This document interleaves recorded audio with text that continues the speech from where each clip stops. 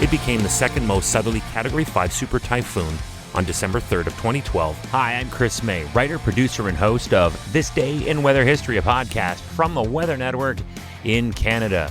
This month is sponsored by Tourism Ireland. Fresh air, stunning landscapes, live music, unique experiences you cannot find anywhere else. This is Ireland. Just press the green button. After being devastated in December of 2011 by Tropical Storm Washi, Super Typhoon Bopha made landfall on Mindanao late on December 3rd, this day in weather history. Super Typhoon Bopha, known in the Philippines as Typhoon Pablo, was the strongest tropical cyclone on record to ever affect the southern Filipino island of Mindanao, making landfall as a Category 5 super typhoon with winds of 175 miles per hour, also known as 280 kilometers per hour. Bopha was, in 2012, the 24th tropical storm and was also the fourth and final super typhoon of the 2012 Pacific typhoon season. But this monster storm was unique and memorable for so many other reasons as well. Bopha originated unusually close to the equator. The ingredients for this kind of storm development just do not occur the closer you get to the center of the planet. After first making landfall in Palau, it destroyed houses, disrupted communications, and caused power outages, flooding, while also uprooting trees. After slamming into Davao Oriental and Davao de Oro provinces, Bopha shifted through the southern and central regions of Mindanao, cutting power to two provinces and triggering landslides. More than 170,000 people fled to evacuation centers. By the time the system moved to the South China Sea west of the Palawan Island province, eventually dissipating on December 9th, it had left 1,901 people dead and was tagged with a $37 billion price tag in damages. You are listening to This Day in Weather History, now in its second year, sponsored by Tourism Ireland. I was there for a week, and while there I found out just how rare tsunamis are to the country of Ireland. There was one that took place in the year 1755. Do want to remind you that Ireland is open and ready to welcome you. Press the green button now to experience epic open landscapes. Now, the storm around the world was known as Bopha, but locally in the Philippines, it was named Pablo by their nation's service, Pagasa.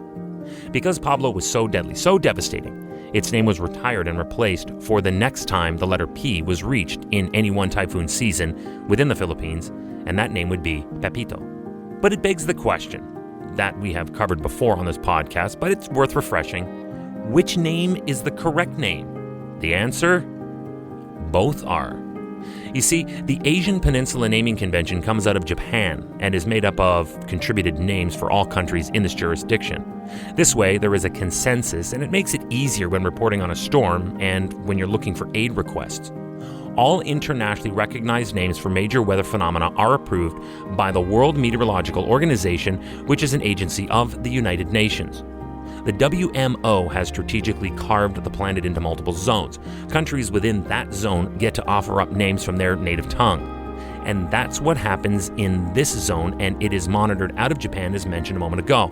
So that is why you will never see storms that terrorize Asia with names like Adam or Anita. But for the Philippine government, they are adamant that because its yearly barrage of typhoons are traditionally so powerful, deadly, and destructive, the storms must receive names familiar to Filipinos. The reasoning is that if it is to claim Filipino lives, out of respect, there must be a Filipino name for which their lives will be remembered. The nation's central weather agency maintains its own list. So that, in a nutshell, is why when you turned on one television station you would have heard Bopha, while another may have been calling it by Bopha and Pablo, after it made landfall in the Philippines on December 3rd, 2012, this day in weather history. Hey, do you like the podcast? We'd love to hear from you. If you have an idea, go right now to wherever you're listening to me and rate us if you would, please. It's on a 5-star system, and we would love as many stars as you can afford. So rate us, but then also review us. This way we can always stay on top of how you'd like to see the show evolve.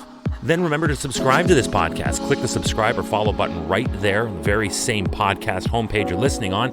You'll be immediately reminded that the next day is ready to listen to, and you also have access to every episode in the archives. It dates back to June 1st of 2020, so there is a lot that we got to get caught up on this day in weather history. Tomorrow is December 4th, and we will be tackling an environmental issue that is literally killing millions of humans each year, along with an unfathomable number of species of this planet, no matter where they creep, crawl, or fly. We're talking about smog. And we will analyze it tomorrow on This Day in Weather History with me, your host, Chris May. And brought to you by Tourism Ireland. The world's longest coastal touring route is open and waiting for you. Plan your trip today. Press the green button now.